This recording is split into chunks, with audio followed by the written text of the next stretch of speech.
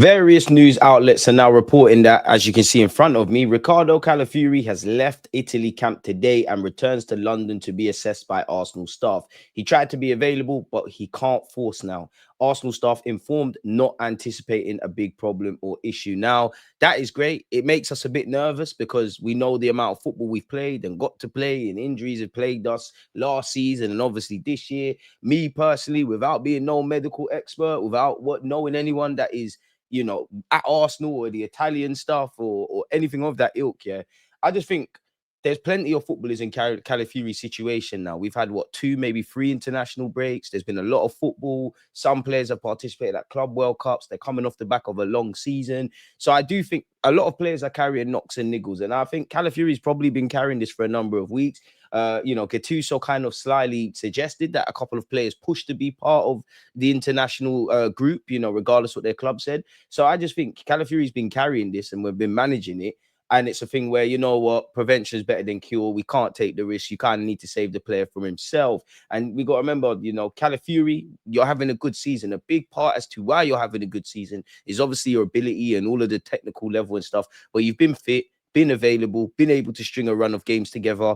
And, Miles Lewis-Skelly not been able to get a look in. We've got fantastic options, Owing to that, when you're seeing the Calafioris get game time and people of that ilk, for their countries, you're a bit nervous.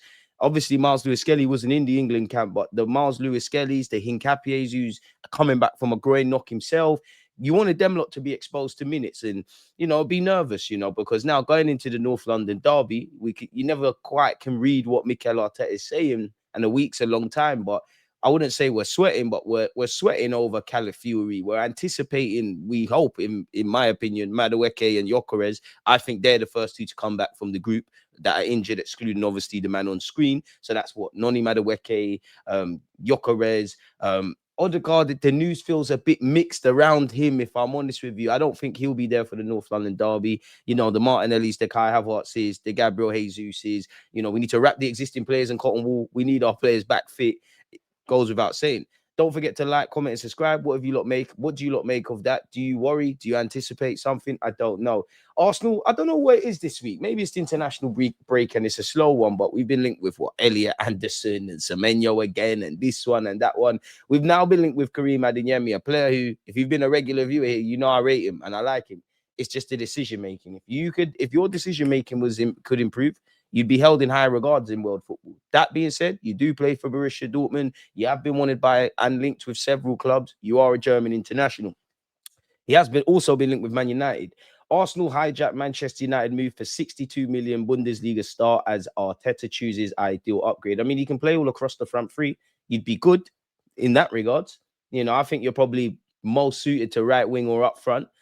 Obviously, we've got Gyökeres, and that's Bukayo Saka's bread and butter, and you've got the Daumans and Wanyeris and Nonis and players that can mix and blend over there. But apparently, we are now leading Premier League rivals Manchester United in the race to sign the Borussia Dortmund for Karim Adeyemi. Are we really rivals with Man United anymore? All I do is see them to work for City. Arsenal now have, had to indirect, even if it don't make sense. Arsenal now have 2 good players in most positions, with their squad depth now up there with the best in the Premier League and the world, to be honest. However, the Gunners are still looking to strengthen their squad even further, with rumours on Friday that they could yet add another creative midfielder to their ranks. I wouldn't describe Adeyemi as that. And now our friends at Team Talk insist that Arsenal may sign a new attacker in the January transfer window, with Adeyemi at Dortmund in their sights. Adeyemi has been in and out of the Dortmund team since moving to Germany from RB Salzburg in 2022, with the 23-year-old often played as a right winger, central forward, or attacking midfielder. Not really a fan of him being exposed there, if I'm honest. The German international caused a stir in recent weeks when he threw drinks bottle at the dugout when he was subbed by Nico Kovac in the recent win over Cologne. Now, is that why he's being linked with moves away at this particular period to go with Man United and Arsenal? Is it because of that? And it seems like his days might be numbered. I don't know. Arsenal probably scouted Adeyemi like everybody in Europe, because throughout the last few years when he's come on the scene, been on the scene a lot longer than suggests, because he's still only 23. You're going to look, if you're looking at right wingers, strikers, left wingers, he's going to flag on the radar. Not just us, but a lot of clubs. No one's elected for that. According to Blind have gone on and said, addressing the incident, Kovac told reporters, I think that's unnecessary. It's okay that he can be angry sometimes, but that's unnecessary. He's an adult now. Arteta won't stand for that.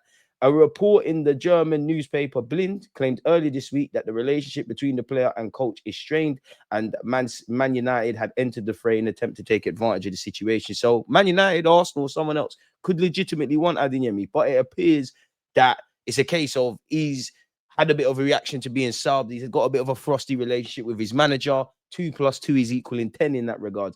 It's claimed that George Mendes' appointment as the Germans' new agent, that adds even more fuel to the fire with a move away, with a move to Man United as well, because they got a couple of his clients at United.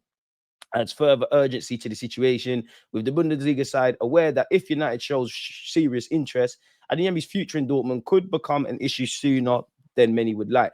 To be fair, you're still only 23, but 23 is when, as Wenger says, you're coming into Rome. You know your position, you know the good, the bad. You've gone through some moments. I honestly feel if you saw this guy play at 17, 18, like this guy was ridiculous, and he still is. He's hit high heights. You're playing in the Champions League, you're playing for Dortmund, you're a German international. But if he kicked on the way that he was projected to be, you wouldn't be at Dortmund at this moment in time. You would have followed Jude Bellingham, Jadon Sancho, Erling Haaland.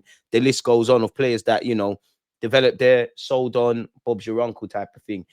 Team Talk claimed that Mikel Arteta sees Adeyemi as the ideal right-wing upgrade for Reece Nelson.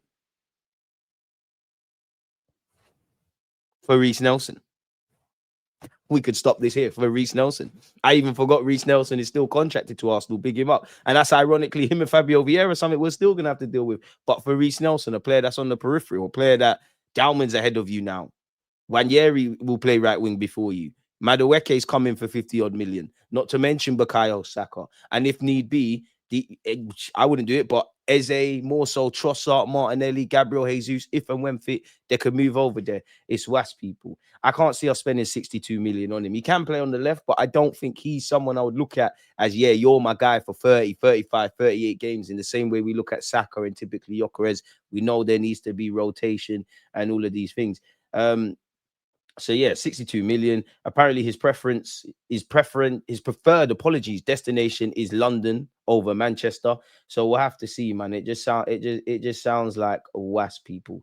It sounds like absolute nonsense to me, but a striker that has been linked with Arsenal and a bunch of other clubs. Barcelona set to face Arsenal, Manchester United battle for key attacking target. Eyong, people, who's been drawing a lot of interest from a number of clubs. There's even rumors a couple of the big European teams, not us, ironically, have said they'll buy him and loan him back. But as you can see here, Arsenal, United also want him. However, competition for his services seems to be getting intense by the day, as many other clubs also want the Levante star. According to reports in England, as relayed by AS, Premier League giants Arsenal and Man United, we're linked with everyone in it, are also monitoring Eyong and would be ready to make a move if he continues to progress in this manner. So you could part it off until the summer. 3 goals in 12 matches, people. He seems to be labelled as their standout performer. We'll have to see how that goes, people. Previously, he's been at Villarreal.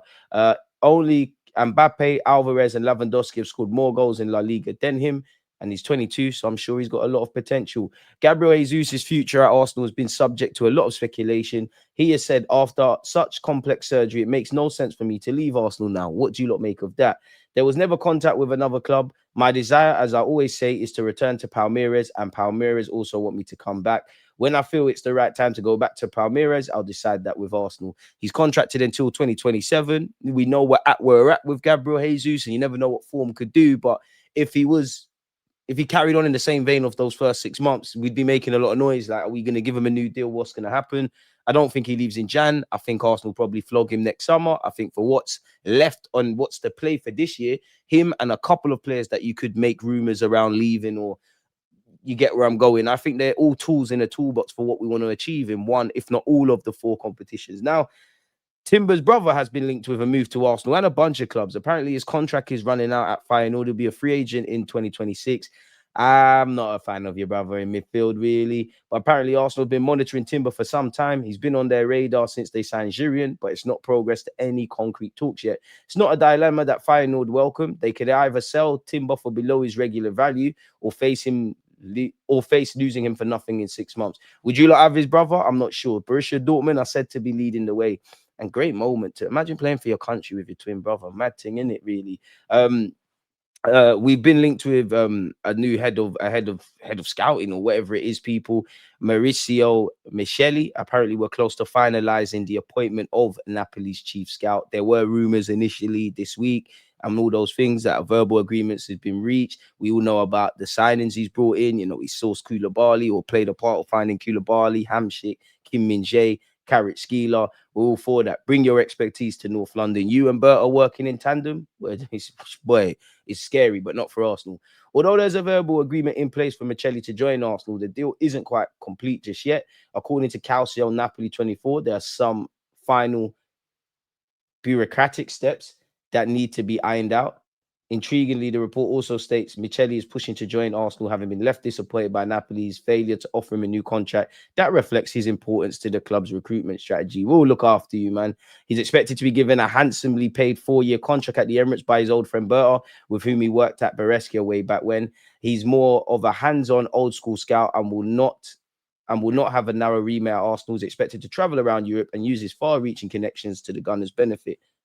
Fair play. Fair play, people. Keen to see how he does his thing. Eze convinced by Arsenal prospects as England star explains process to becoming a complete player. When he signed for Arsenal, I said he's like a Swiss Army knife. He can play in a bunch of roles. He's explained why he's convinced it will be a great season for Arsenal as he works towards becoming a complete player. I am confident it will be a great season. That's the aim. That's what we're striving towards and working towards every day, club and country. I guess it's an exciting time. Then when asked, it's good to be part of these type of squads and where the players at the back are so solid and so on it. They're just so structured. You control a lot of the game and you have plenty of opportunities to go up the other end. So yes, it's fun for me. It's enjoyable. And I pray to God it continues. Alhamdulillah, hopefully, man. The 27-year-old believes his England performances are strong in part because he arrives in the camp full of confidence due to Arsenal's dominance. For sure, playing at the highest level helps you get better and bring those shooting boots that you used to score that terrific finish for England in their recent game. Sorry, I shouldn't even talk about Eze's goal because the assist from Foden was so amazing. Anyways, when Foden plays a basic 5-yard pass, take nothing away from Foden because the way it pass was great. It's all amazing. But when Declan Rice takes corners, it's just corners. Fair enough, media. You lot do what you want to do with the Arsenal racism. For sure, playing at the highest level helps you get better. You think quicker, you play better. So I think it's definitely helped me from last season. Again, I'm growing, coming up as a more complete player. And obviously, there's stiff competition. You got Foden, Morgan Gibbs-White, Rodgers, Bellingham, Palmer, and many of others, players, people that can play in that quote-unquote 10 role. And Tuchel said we're not bringing everybody. So we have to see. I see myself as an attacking player.